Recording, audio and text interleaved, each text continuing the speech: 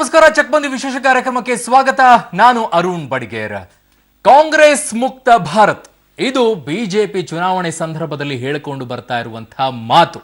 ಆದ್ರೆ ಇದಕ್ಕೆ ಹೇಗಾದ್ರೂ ಮಾಡಿ ನಾವು ತಡೆಯೊಡ್ಡಬೇಕು ಅಂತ ಹೇಳಿ ಮಹಾಗಠಬಂಧನ್ ಅಂತ ಹೇಳಿ ಜೆಡಿಯು, ಆರ್ಜೆಡಿ, ಕಾಂಗ್ರೆಸ್ ಮೂರು ಕೂಡ ಮಹಾ ಮೈತ್ರಿಯನ್ನ ಮಾಡ್ಕೊಳ್ತಾರೆ. ಅದಕ್ಕೆ ತಕ್ಕಂತೆ ಗೆಲುವನ್ನ ಕೂಡ ಸಾಧಿಸ್ತಾರೆ. ಇದೊಂದು ರೀತಿಯಾಗಿ ಮೋದಿಗೆ ನಾವು ಹೇಗಾದ್ರೂ ಬ್ರೇಕ್ ಹಾಕಬೇಕು ಅಂತ ಅನ್ಕೊಳ್ತಾರೆ. ಇದು ದೇಶವ್ಯಾಪಿಯೂ ಕೂಡ ಬದಲಾವಣೆ ಆಗಬಹುದು, ಮೋದಿ ಅವರ ಅಲೆಗೆ ಬ್ರೇಕ್ ಅನ್ನು ಹಾಕಬಹುದು ಅನ್ಕೊಂಡಿದ್ರು. ಆದ್ರೆ ಇಷ್ಟು ಬೇಗ ಠುಸ್ಪಟಾಕಿ ಆಗುತ್ತೆ ಅಂತ ಅಂದ್ಕೊಂಡಿರ್ಲಿಲ್ಲ.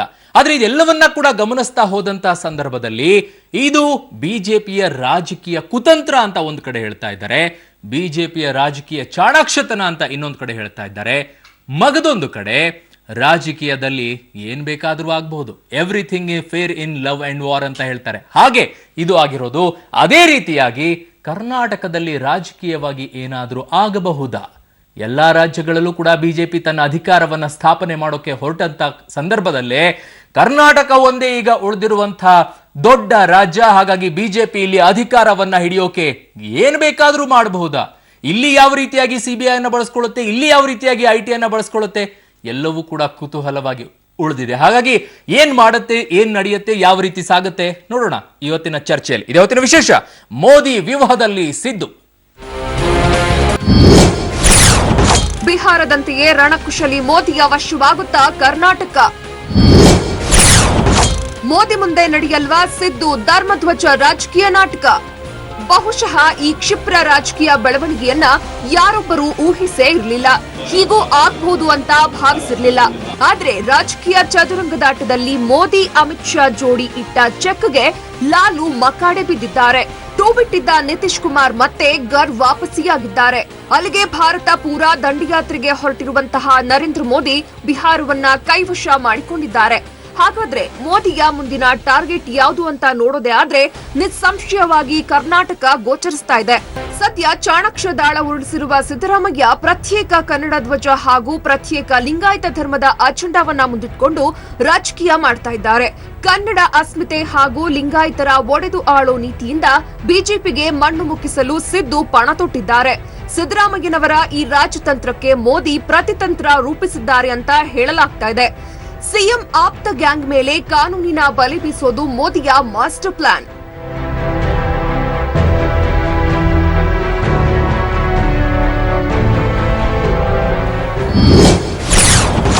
ಲಾಲುಗೆ ಗುನ್ನ ಇಟ್ಟಂತೆಯೇ ಐಟಿ, ಸಿಬಿಐ ಮೂಲಕ ಸಿಎಂ ಗ್ಯಾಂಗ್ ಮುಗಿಸ್ತಾರ?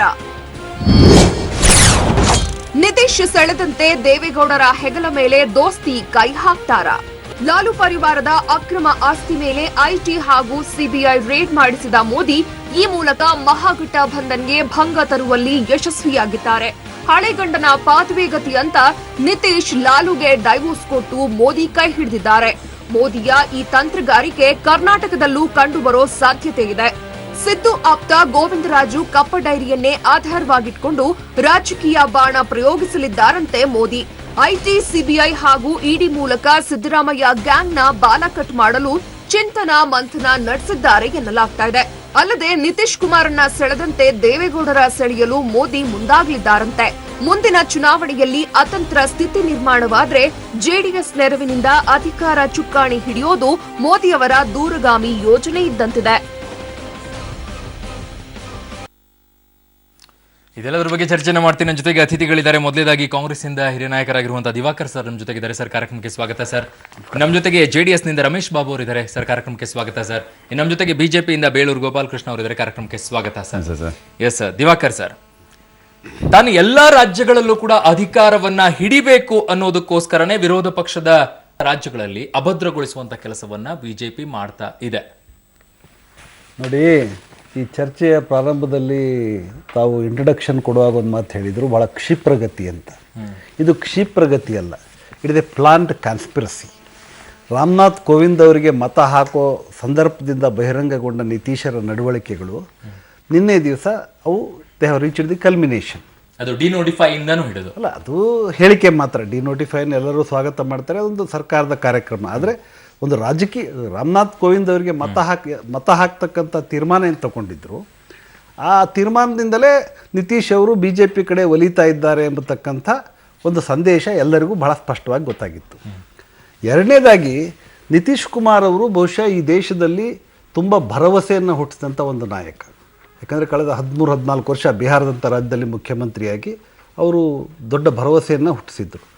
ಆದರೆ ಅವರ ನಡವಳಿಕೆಗಳನ್ನು ನೋಡಿದಾಗ ಜತಿನ್ ರಾಮ್ ಮಾಂಜಿಯನ್ನು ಮುಖ್ಯಮಂತ್ರಿ ಮಾಡಿ ಅದನ್ನು ತೆಗೆದು ಮತ್ತು ತಾವು ಮುಖ್ಯಮಂತ್ರಿಯಾಗಿ ಚುನಾವಣೆಯಲ್ಲಿ ಅವರು ಯಾರ ವಿರುದ್ಧ ಹೋರಾಟವನ್ನು ಮಾಡಿದ್ರು, ಅದೇ ಲಾಲು ಅವ್ರ ಜೊತೆಗೆ ಮಹಾಗಠಬಂಧನ. ಅಂದ್ರೆ ಬಿಜೆಪಿ ಇದೆಲ್ಲವೂ ಕೂಡ ತಂತ್ರಗಾರಿಕೆಯಿಂದ ಮಾಡ್ತಾ ಇದೆ, ಹೊಡಿಬೇಕು ಅನ್ನೋ ದೃಷ್ಟಿಯಿಂದ.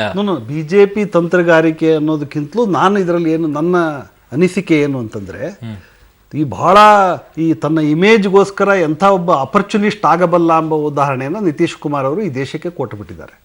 ನಿತೀಶ್ ಕುಮಾರ್ ಅವ್ರ ಬಗ್ಗೆ ಏನೊಂದು ಭರವಸೆ ಇತ್ತು, ಯಾವ ಥರ ಯೋಚನೆ ಆಗ್ತಾ ಇತ್ತು ಅಂದರೆ, ಒಂದು ವೇಳೆ ಮೋದಿಗೆ ವಿರುದ್ಧವಾಗಿ ಇದರಲ್ಲಿ ಬಿಜೆಪಿ ಕೈವಾಡ ಏನೂ ಇಲ್ಲ, ನಿತೀಶ್ ಕುಮಾರ್ ಅವರೇ ತಮ್ಮ ಅಪಾರ್ಚುನಿಟೀಸ್ ಅನ್ನ ಯೂಸ್ ಮಾಡ್ಕೊಳ್ತಾ ಇದ್ದಾರೆ ತಮ್ಗೆ ಹೇಗ್ ಬೇಕು ಹಾಗೆ ಅನ್ನೋ ರೀತಿ. ಬಿಜೆಪಿ ಅವರು ಈ ಸಂತೆಯಲ್ಲಿರೋ ಕಮಿಷನ್ ಏಜೆಂಟ್ ಇರ್ತಾರೆ, ತರಕಾರಿ ತಗೊಂಡು ಇನ್ನೊಬ್ರಿಗೆ ಮಾಡ್ಬೇಕಾದ್ರೆ ಲಾಭ ಮಾಡ್ಕೊಳ್ಳೋ ಥರ ಯೋಚನೆ ಮಾಡ್ಕೊಂಡಿದ್ದಾರೆ. ಅವ್ರು ಸರ್ಕಾರ ಮಾಡಲಿಕ್ಕೆ ಅವರು ಆಳುವ ಪಕ್ಷ ಆಯಿತು. ಆ ತಂತ್ರ ನೀವು ಕರ್ನಾಟಕದಲ್ಲೂ ಕೂಡ ಹಿಂದೆ ಧರ್ಮಸಿಂಗ್, ಇವತ್ತು ದಿವಂಗತರಾದಂಥ ಧರ್ಮಸಿಂಗ್ ಅವರ ಸರ್ಕಾರವನ್ನು ಬೀಳಿಸಿ ಮತ್ತೆ JDS ಮತ್ತೆ ಬಿಜೆಪಿ ಅಲಯನ್ಸ್ ಆದಾಗ ಕೂಡ ಇಲ್ಲಿ ನಡೆದಿದೆ. ಕರ್ನಾಟಕ ಏನಿದೆ ಹೊಸ ಪ್ರಯೋಗ ಅಲ್ಲ. ಆದರೆ ಈ ದೇಶದ ರಾಜಕಾರಣ ಆ ಪ್ರಯೋಗಕ್ಕೆ ಬಿಜೆಪಿ ಮುಂದಾಗುತ್ತೆ ಅನ್ನೋದು, ಈ ದೇಶದಲ್ಲಿ ಬಹಳ ದೊಡ್ಡ ಒಬ್ಬ ತಾತ್ವಿಕವಾದಿ ಎಂಬತಕ್ಕಂಥ ಮುಖವಾಡವನ್ನು ಧರಿಸಿದಂಥ ನಿತೀಶ್ ಕುಮಾರ್ ಅವರು ತನ್ನ ರಾಜಕೀಯ ಸ್ವಾರ್ಥಕ್ಕಾಗಿ ಏನ್ ಬೇಕಾದರೂ ಮಾಡಬಲ್ಲರು ಅಂತಕ್ಕಂಥ ಉದಾಹರಣೆ ಇವತ್ತು ಗೊತ್ತಾಗಿದೆ. ಓಕೆ, ಎಸ್ ರಮೇಶ್ ಬಾಬು ಅವರೇ, ಸಿದ್ದರಾಮಯ್ಯನವರು ಏನೇ ರಣತಂತ್ರವನ್ನ ರೂಪಿಸಿದ್ರು ಕೂಡ, ಈಗ ಧ್ವಜದ ಆಗಿರ್ಬೋದು, ಲಿಂಗಾಯತ ಧರ್ಮ ಆಗಿರ್ಬೋದು, ಬಸವಣ್ಣನವರ ಫೋಟೋ ಆಗಿರ್ಬೋದು, ಎಲ್ಲಾ ವಿಷಯಗಳಾದ್ರೂ ಕೂಡ ಬಿಜೆಪಿ ಒಂದೇನಾದ್ರೂ ಮಾಸ್ಟರ್ ಪ್ಲಾನ್ ಮಾಡುತ್ತೆ ಕರ್ನಾಟಕದಲ್ಲಿ ಅಧಿಕಾರವನ್ನ ಹಿಡಿಲೇಬೇಕು ಅನ್ನೋದಕ್ಕೋಸ್ಕರ. ಕರ್ನಾಟಕದಲ್ಲಿ ಜನ ಭಾಳ ಪ್ರಬುದ್ಧರಿದ್ದಾರೆ. ಬಿಜೆಪಿಯವರು ದಿನೇ ದಿನೇ ಬೆತ್ತಲಾಗ್ತಾ ಇದ್ದಾರೆ. ಬಿಹಾರ ಅದರ ಮುಂದುವರೆದ ಭಾಗ. ಏನು ಇದುವರೆಗೂ ಅವರು 70 ವರ್ಷಗಳ ರಾಜಕಾರಣದಲ್ಲಿ ಕಾಂಗ್ರೆಸ್ ವಿರುದ್ಧ ಆರೋಪಗಳು ಮಾಡ್ಕೊಂಬಂದ್ರು ಭಾರತೀಯ ಜನತಾ ಪಕ್ಷದವರು, ಅವೆಲ್ಲ ಕುತಂತ್ರಗಳನ್ನ ಇವತ್ತು ದೇಶದಲ್ಲಿ ಇರ್ತಕ್ಕಂಥ ಅಧಿಕಾರವನ್ನು ಉಪಯೋಗಿಸ್ಕೊಂಡು ಮಾಡೋದಕ್ಕೆ ನಿಂತಿದ್ದಾರೆ. ಇವರಷ್ಟು ಜೂಜುಕೋರರು, ಇವರಷ್ಟು ಮೋಸಗಾರರು, ಇವರಷ್ಟು ವ್ಯಭಿಚಾರಿಗಳು ರಾಷ್ಟ್ರ ರಾಜಕಾರಣದಲ್ಲಿ ಬೇರೆನ ನೀವು ಹುಡ್ಕೋದಕ್ಕೆ ಸಾಧ್ಯನೇ ಇಲ್ಲ. ಅದ್ರ ಜೊತೆಗೆ ನಮ್ಮ ಏನು ನಿತೀಶ್ ಕುಮಾರ್ ಇದ್ದಾರೆ, ಭಾರತದ ರಾಜಕಾರಣದ ಅವಕಾಶವಾದದಲ್ಲಿ ನಾವು ರಾಜಕಾರಣ ಕರಿತಾ ಇದ್ದು ಅವಕಾಶವಾದದ ರಾಜಕಾರಣಿ ಅಂತೇಳಿ, ಅವರನ್ನು ಮೀರಿಸಿ ಬೆತ್ತಲೆ ಆಗಿದ್ದಾರೆ ಇವ್ರು ಮಾಡ್ತಾ ಇರ್ತಕ್ಕಂಥ ನಾಟಕ ಇಡೀ ಜನತಂತ್ರ ವ್ಯವಸ್ಥೆಯ ಕೊಲೆ. ಈಗ ಸೂತ್ರಧಾರಿ ಯಾರು? ಅವ್ರಿಗೆ ಅವರೇ ಸೂತ್ರಧಾರರು, ಬೇರೆಯವರಲ್ಲ. ಈಗ ಲಲ್ಲು ಅವರ ಮೇಲೆ ಇರ್ತಕ್ಕಂಥ ಆರೋಪ ಹೊಸದಲ್ಲ. ಲಲ್ಲು ಅವ್ರ ಇದ್ದಂಥ ಕುಟುಂಬದ ಆರೋಪ, ಅವ್ರ ಮೇಲೆ ಇದ್ದಂಥ ಭ್ರಷ್ಟಾಚಾರದ ಆರೋಪ ಎಲ್ಲ ಗೊತ್ತಿದ್ದು ಅವ್ರ ಜೊತೆ ಕೈ ಜೋಡಿಸಿದ್ರು ಅಧಿಕಾರಕ್ಕೋಸ್ಕರ. ಇದಕ್ಕೆ ಮುಂಚೆ ಇದೇ ಅಮಿತ್ ಶಾ ಮೇಲೆ ಇವರು ನಿತೀಶ್ ಕುಮಾರ್ ಮಾಡಿದಂಥ ಯಾವುದೇ ಆರೋಪ ಅಥವಾ ಯಾವುದೇ ಗಂಭೀರ ಸ್ವರೂಪದ ಟೀಕೆಗಳು ಬೇರೆ ಯಾರು ಮಾಡ್ಲಿಕ್ಕೆ ಇಡೀ ದೇಶದಲ್ಲಿ ಸಾಧ್ಯನೇ ಇಲ್ಲ. ಅಷ್ಟು ಗಂಭೀರ ಸ್ವರೂಪದ ಆರೋಪಗಳನ್ನ, ಟೀಕೆಗಳನ್ನ ಅಮಿತ್ ಶಾ ಮೇಲೆ ಯಾರು ಮಾಡಿದ್ರೆ ಅವರು ನಿತೀಶ್ ಕುಮಾರ್. ಇವತ್ತು ಲಲ್ಲು ಮಗನ ನೀವು ಟೀಕೆ ಮಾಡಿದ್ರೆ ಇವನ್ನ ಶಾ ಅವ್ರನ್ನ ನೀವು ಹೆಂಗೆ ಅಮಿತ್ ಶಾ ಅವ್ರನ್ನ ಹೆಂಗೆ ಸಮರ್ಥನೆ ಮಾಡ್ಕೊತೀರಾ? ಒಂದೇ ಒಂದು ಪ್ರಶ್ನೆ ಒಂದೊಂದು. ಇವತ್ತಾಯ್ತು, ಇದೆಲ್ಲ ಮುಗಿದು ನಾಳೆ ನೀವು ಭಾರತೀಯ ಜನತಾ ಪಕ್ಷಕ್ಕೆ ಕರ್ನಾಟಕಕ್ಕೆ ಪ್ರಚಾರಕ್ಕೆ ಬರ್ತೀರಾ, ನೀವು ಯಡಿಯೂರಪ್ಪನ ಏನಂತ ಸಮರ್ಥನೆ ಮಾಡ್ಕೊತೀರಾ? ಸನ್ಮಾನ್ಯ ನಿತೀಶ್ ಕುಮಾರ್ ಅವರೇ, ನೀವು ಉತ್ತರ ಕೊಡ್ಬೇಕಲ್ಲ ದೇಶದ ಜನಕ್ಕೆ. ನೀವು ಅಲ್ಲಿ ಲಲ್ಲು ಮಗನ ನೀವು ಆರೋಪ ಮಾಡಿ ಅಧಿಕಾರ ಬಿಟ್ಕೊಟ್ಟಂತರು ನಾಳೆ ಕರ್ನಾಟಕದಲ್ಲಿ ಭಾರತೀಯ ಜನತಾ ಪಕ್ಷದ ಪ್ರಚಾರಕ್ಕೆ ಬಂದ್ರೆ ಬೆತ್ತಲೆಗೊಳ್ತಾ ಇದೆ ಬಿಜೆಪಿ. 100% ಅಧಿಕಾರ ಹಿಡ್ಕೊಂಡು ಹೋಗ್ತಾ ಇದೆ ಸರ್. ಅವ್ರ ಉದ್ದೇಶನೇ ಅದು ಕಾಂಗ್ರೆಸ್ ಮುಕ್ತ ಭಾರತ ಮಾಡೋದಕ್ಕೋಸ್ಕರ. ಕಾಂಗ್ರೆಸ್ ಮುಕ್ತ ಭಾರತ ಮಾಡಕ್ಕೆ ನಾವು ಯಾವ ಸ್ಥಿತಿಗೆ ಬೇಕಾದ್ರೂ ಬರ್ತೇವೆ, ಏನ್ ವ್ಯಭಿಚಾರ ರಾಜಕಾರಣ ಬೇಕಾದ್ರೂ ಮಾಡ್ತೇವೆ ಎಸ್ಟಾಬ್ಲಿಷ್ ಮಾಡೋದು. ಇದೆಲ್ಲವೂ ಕೂಡ ವ್ಯಭಿಚಾರ. 100% ಭಾರತೀಯ ಜನತಾ ಪಕ್ಷದ ವ್ಯಭಿಚಾರದ ರಾಜಕಾರಣಕ್ಕೆ ಮತ್ತೊಂದು ಉದಾಹರಣೆ ಬಿಹಾರದ ರಾಜಕಾರಣ. ಇದು ನಾನು ಒಪ್ಪೋದಿಲ್ಲ. ಬಿಹಾರದ ಮುಖ್ಯಮಂತ್ರಿಗಳು ನಿತೀಶ್ ಕುಮಾರ್ ಅವರು ಭ್ರಷ್ಟರ ಜೊತೆ ಕೈ ಜೋಡಿಸೋ ಬದಲು ಅವ್ರು ಹೊರಗಡೆ ಬಂದಿದ್ದಾರೆ. ಗೊತ್ತಿರ್ಲಿಲ್ವಾ ಮುಂಚೆ? ಗೊತ್ತಿತ್ತು, ಆದ್ರೆ ಏನ್ ಮಾಡೋದು, ಅವತ್ತಿನ ಇದರಲ್ಲಿ ಹೋದ್ರು. ಮಗ ಆದ ನಂತರ IT ರೈಡ್ ಆದ್ಮೇಲೆ ರಾಜೀನಾಮೆ ಕೇಳಿದ್ರು, ಬರ್ಲಿಲ್ಲ. ಅಸ್ತಿತ್ವ ಉಳಿಸ್ಕೊಳ್ಬೇಕಾಗಿದೆ, ಬಿಜೆಪಿ ಬಳಸ್ಕೊಳ್ಳೋಕೆಲ್ಲ ನಮ್ದೇನಿದೆ ಅಲ್ಲಿ ಪಾತ್ರ. ಈಗ ಉದಾಹರಣೆ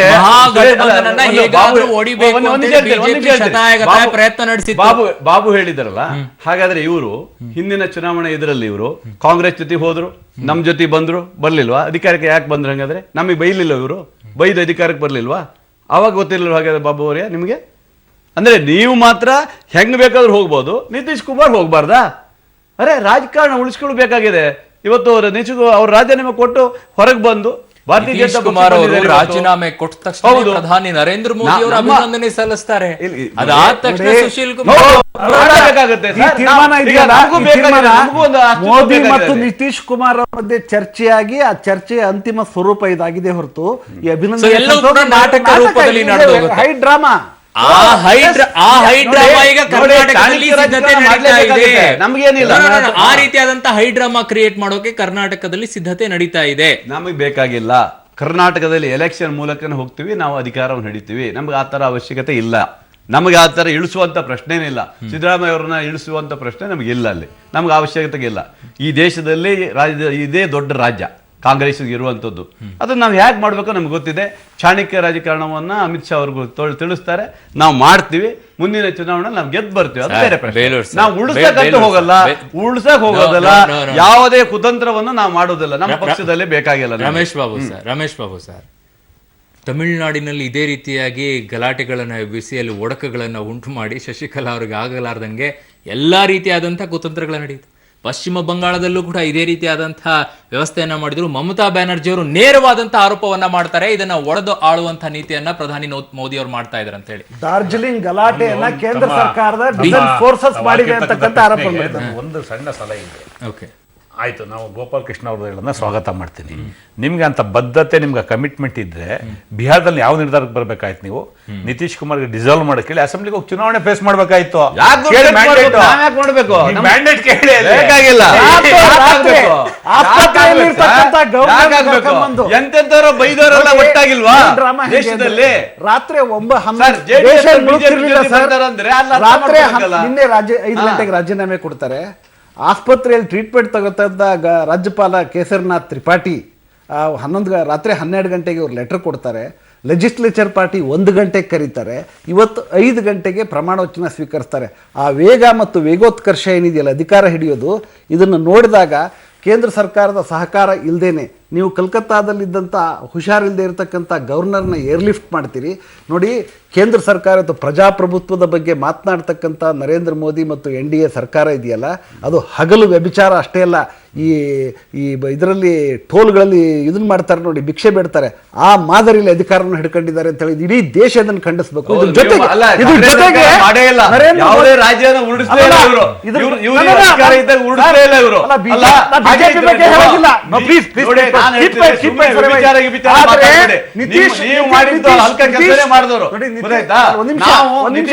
ನಾವೇನು ಉಳಿಸಿಲ್ಲ. ನಿತೀಶ್ ಕುಮಾರ್ ನಮ್ಮ ಜೊತೆ ಬಂದಿದ್ದಾರೆ.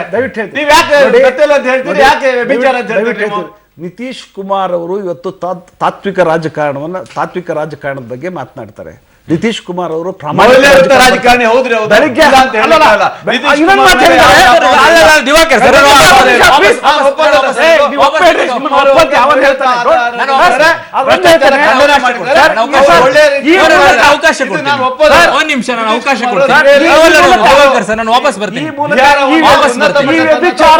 ನರೇಂದ್ರ ಮೋದಿ ಕೂಡ ಒಬ್ಬ ಸೂತ್ರಧಾರ.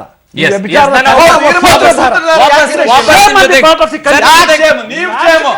ದೇಶದಲ್ಲಿ ಒಡೆದಾಳ್ದಾರ ನೀವು ಕಾಂಗ್ರೆಸ್ನವರು. ಚರ್ಚೆ ಮಾಡ್ತೀನಿ ಸರ್, ಒಂದ್ ನಿಮಿಷ. ಬೇಲೂರು ಸರ್, ಅದಕ್ಕಾಗಿ 44 ಸೀಟ್ ಬಂದಿದೆ ದೇಶದಲ್ಲಿ. ಚರ್ಚೆ ಮಾಡ್ತೀನಿ ಸರ್. ದೇಶದಲ್ಲಿ 44 ಸೀಟ್ ನೀವು ಅದಕ್ಕಾಗಿ ಹೋಗಿರೋದಲ್ಲ. ಒಂದ್ ನಿಮಿಷ, ನಾನು ಚರ್ಚೆಯನ್ನ ಮಾಡ್ತೀನಿ.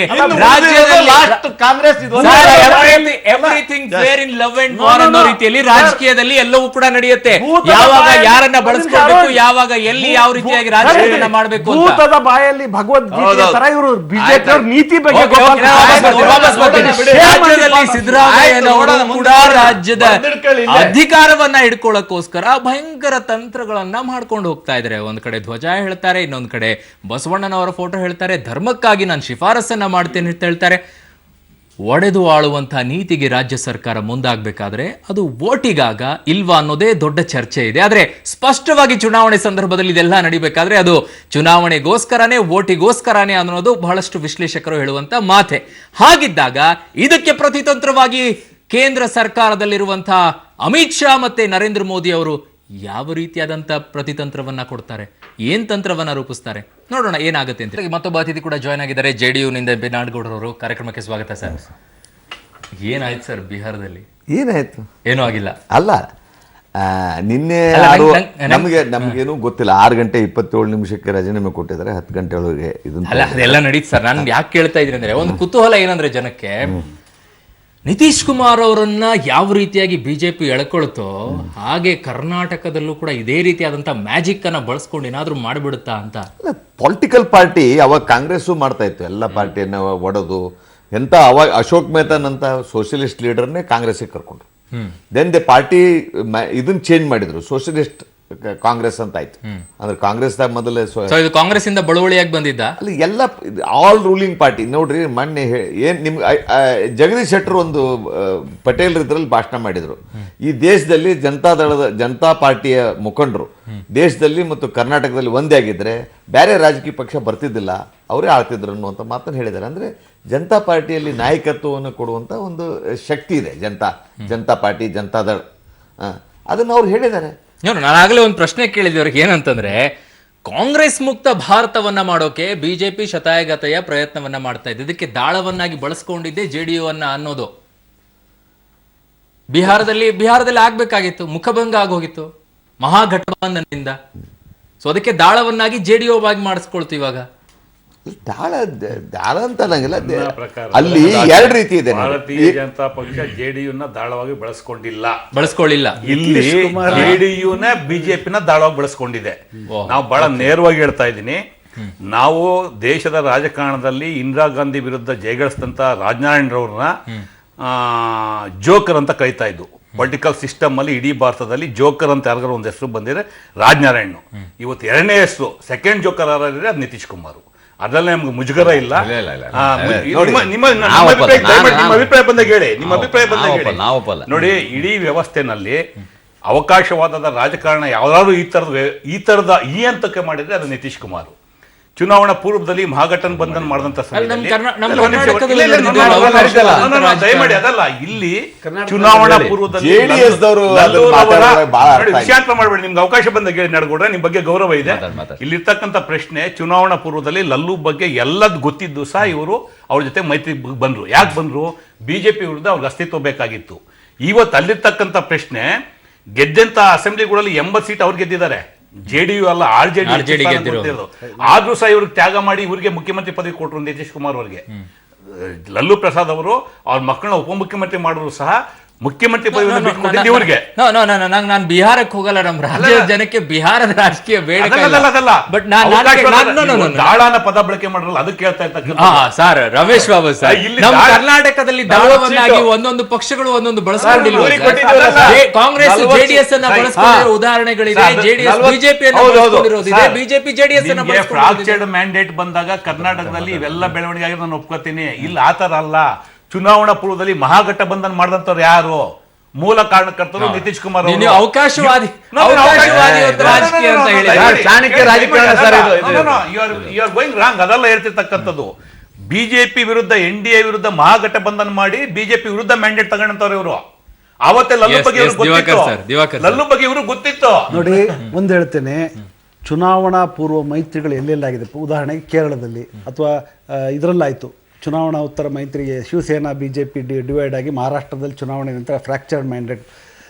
ರಮೇಶ್ ಬಾಬು ಅವ್ರು ಹೇಳಿದ ವಿಚಾರ ಹೋಗ್ತೀನಿ. ಫ್ರ್ಯಾಕ್ಚರ್ ಮ್ಯಾಂಡೇಟ್ ಆದಾಗ ಈ ಥರದ ಎಲ್ಲ ಸಾಧ್ಯತೆಗಳಿದ್ರೂ ಕೂಡ ಅದಕ್ಕೊಂದು ಸಮರ್ಥನೆ ಇರ್ತದೆ. ಯಾಕಂದ್ರೆ ಜನ ಯಾರಿಗೂ ಬಹುಮತ ಕೊಟ್ಟಿಲ್ಲ ಅಂದಾಗ. ಇಲ್ಲಿ ಹಾಗಲ್ಲ, ಇವರು ಚುನಾವಣೆಯ ಪೂರ್ವದಲ್ಲೇ 3-4 ಪಕ್ಷಗಳು ಕಾಂಗ್ರೆಸ್, RJD ಮತ್ತು JDU ಒಟ್ಟಾಗಿ ಹೋಗಿ ಕೋಮುವಾದಿಗಳ ವಿರುದ್ಧ ಹೋರಾಟ ಅಂತ ಹೇಳಿ ಹೈಯೆಸ್ಟ್ ಸೀಟ್ ಬಂದಂಥ 81 ಸೀಟ್ ಬಂದಂಥವ್ರು ಇವ್ರಿಗೆ ಡಟ್ಟಿ CM ಕೊಟ್ಟು ಎಲ್ಲ ಆದರು. ಆದ್ರೆ ಒಂದು ಹೇಳ್ತೇನೆ, ಲಾಲೂ ಪ್ರಸಾದ್ ಅವರ ಭ್ರಷ್ಟಾಚಾರದ ಕಳೆದ 40 ದಿನಗಳಿಂದ ಬೇಸರ ಪಟ್ಟುಕೊಂಡೆ ಅಂತ ನಿತೀಶ್ ಕುಮಾರ್ ಹೇಳಿದ್ರಲ್ಲ, ಅದಕ್ಕಿಂತಲೂ ಹಾಸ್ಯಾಸ್ಪದ ಹೇಳಿಕೆ ಬೇಕಾ ಈ ದೇಶದಲ್ಲಿ?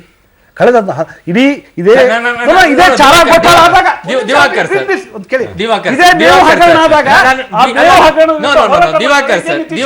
ದಿವಾಕರ್ ಸರ್, ಬಿಹಾರದ ರಾಜಕೀಯ ನಮ್ ಜನಕ್ಕೆ ಬೇಡ ಸರ್. ನಾನು ಕೇಳ್ತಾ ಇರೋದು ನಮ್ಮ ರಾಜ್ಯದ ರಾಜಕೀಯದ ಬಗ್ಗೆ. ನಾನು ಸಿಂಪಲ್ ಆಗಿರುವಂತಹ ಒಂದು ಪ್ರಶ್ನೆಯನ್ನ ಕೇಳ್ತಾರೆ. ರಾಜ್ಯದಲ್ಲಿ ನಾವು ಆಡಳಿತ ಮಾಡ್ತಾ ಇರೋ ಪಕ್ಷದ ಒಬ್ಬ ವಕ್ತಾರನಾಗಿ ನಾನು ಬಹಳ ಜವಾಬ್ದಾರಿಯಿಂದ ನಾನು ಹೇಳಿಕೆ ಕೊಡ್ತಾ ಇದ್ದೇನೆ. ಕರ್ನಾಟಕದ ಭೂಮಿಯಲ್ಲಿ ಈ BJPಯ ಕುತಂತ್ರದ ಬೀಜಗಳು ಮೊಳಕೆ ಹೊಡೆಯೋದಿಲ್ಲ. ಈ ರಾಜ್ಯದಲ್ಲಿ ಕೇಂದ್ರದಲ್ಲಿ ಯಾವ ಸರ್ಕಾರ ಇರ್ತದೋ ಅದರ ಪ್ರತಿಯಾಗಿರ್ತಕ್ಕಂಥ ಸರ್ಕಾರ ಇರೋ ಪರಂಪರೆ 78ನೇ ಇಸ್ವಿದಲ್ಲಿ ನಡ್ಕೊಂಬಂದಿದೆ. ಮತ್ತು ಭ್ರಷ್ಟಾಚಾರ ಮತ್ತು ಸ್ವಜನ ಪಕ್ಷಪಾತದ ವಿಚಾರದಲ್ಲಿ ರಾಷ್ಟ್ರದ BJPಯವರು ಏನೇ ಶಂಕ ಹೊಡ್ಕೊಂಡ್ರು ಕೂಡ ಅವ್ರನ್ನ ಮೀರಿಸುವಂಥ ಪರಮಭ್ರಷ್ಟರೆಲ್ಲ BJPಯಲ್ಲಿ ಇರೋದ್ರಿಂದ ಕಾಂಗ್ರೆಸ್ಸಿಗೆ ಇವತ್ತು ಕರ್ನಾಟಕದಲ್ಲಿ which is the most corrupt party ಅಂತಂದರೆ BJP ಅಂತ ಎಲ್ಲರೂ ಹೇಳ್ತಾರೆ. ಹಾಗಿರ್ಬೇಕಾದ್ರೆ ಆ ಮೋದಿ ಮತ್ತು ಆಮೇಲೆ ಸಿದ್ದರಾಮಯ್ಯನವರ ಕಾರ್ಯಕ್ರಮ ಇದೆಯಲ್ಲ, ಸಾಮಾಜಿಕ ನ್ಯಾಯ ಅಲ್ಲ, ಈಗ ಓಟ್ ಹೊಡೆಯುವಂತ ಕೆಲಸ ನಡೀತಾ ಇಲ್ವಾ? ಸಮಾಜ ಲಿಂಗಾಯತ ಧರ್ಮವನ್ನ ಶಿಫಾರಸನ್ನ ಮಾಡ್ತೀನಿ ಅಂತ ಹೇಳ್ತಾ ಇರೋದು ವೋಟಿಗೋಸ್ಕರ ಅಲ್ಲ. ಇದು ಖಂಡಿತ ಎಲ್ಲಿ ಹೇಳಿದ್ದಾರೆ? ಖಂಡಿತ. ಲಿಂಗಾಯತರು ಆ ಮನವಿ ಬಂದಿಲ್ಲ ಅಂತ ನಿನ್ನೆ ಇವತ್ತು ಮುಖ್ಯಮಂತ್ರಿ ಕಾಂಗ್ರೆಸ್ clarify ಮಾಡಿದ್ಮೇಲೆ ಇವತ್ತು ಆ ಮತ್ತೆ ವೋಟಿಗೋಸ್ಕರ ತೋರಿಸಿರಲ್ಲ ಧರ್ಮ ಸರ್, ನಿಮ್ಮದೇ ಸಚಿವ ಸಂಪುಟ. ಇದು ನೀಚ ಕೆಲಸ, ನೀಚ ಕೆಲಸ. ನೀವು ವೋಟಿಗೋಸ್ಕರ ಎಲ್ಲ ರಾಜಕೀಯವನ್ನ ಬಳಸ್ಕೊಳ್ಬಹುದು. ವೋಟಿಗೋಸ್ಕರ ಲಿಂಗಾಯತರು ಓಟು ಸರಿಯಾಗಿ ಏನು ಬಿಜೆಪಿಗೆ ಒಲವು ಇದೆ ಅಂತ ತಿಳ್ಕೊಂಡು ಈ ರೀತಿಯ ಧರ್ಮವನ್ನು ಒಡೆದು ಮಾಡುವಂತ ನೀಚ ಕೆಲಸ ಮಾಡ್ತಾರೆ. ಒಂದು ವೇಳೆ ದಿವಾಕರ್ ಸರ್, ಇವರು ಏನಾದ್ರೂ ನೀತಿ ಇವತ್ತು ಈ ರಾಷ್ಟ್ರದಲ್ಲಿ ಏನೇ ಮಾಡೋದು ನಿಮ್ಮ ಹತ್ರ ಪಾಠ ಕೇಳೋದು ಬೇಕಾಗಿಲ್ಲ. ಕಾಂಗ್ರೆಸ್ 44 ಸೀಟ್ ಇರ್ಬೋದು. ನಿಮ್ಮ ಹತ್ರ ನಾವು ಪಾಠ ಕಲಿಯೋದಿಲ್ಲ. ಕರ್ನಾಟಕದ BJP ದೇಶದಲ್ಲೇ ಗೊತ್ತಿದೆ ನಿಮ್ಮಿಂದ ಅಲ್ಲ. ತಂತ್ರ ಇವರೇ ಮಾಡಿದ್ರು. ಉತ್ತರ ಪ್ರದೇಶದಲ್ಲಿ ಕೊಳತಿ ಹೋಗಿದ್ರಿ. ಹೈದರಾಬಾದ್ ಇಲ್ಲ ಸರ್ಕಾರ ನಿಮ್ದು. ಕೆಡವ ಕೆಲಸ. ನಾವು ಒಪ್ಪೋದಿಲ್ಲ. ನಾವು ಒಂದಾಗಿದ್ದೇವೆ, ಇದೆಲ್ಲ ನಡೆಯಲ್ಲ. ಕರ್ನಾಟಕದ ಭೂಮಿಯಲ್ಲಿ ಸಿದ್ದರಾಮಯ್ಯನವರ ನೇತೃತ್ವದಲ್ಲಿ ಇರ್ತಕ್ಕಂಥ ಜಾತ್ಯತೀತ ಮೊಳಕೆ ಹೊಡಿತದೆ. ಅವ್ರು ಮಾಡ್ತಾ ಇರೋದು ರಾಜಕೀಯ.